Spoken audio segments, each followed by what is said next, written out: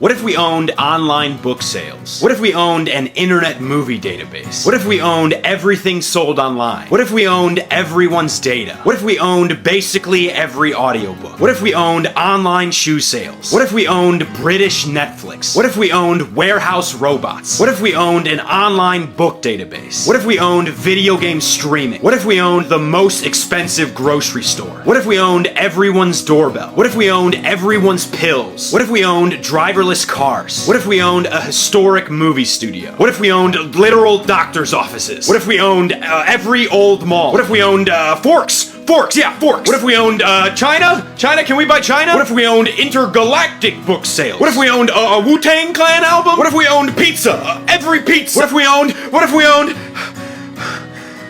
What if we owned too much? What are we doing?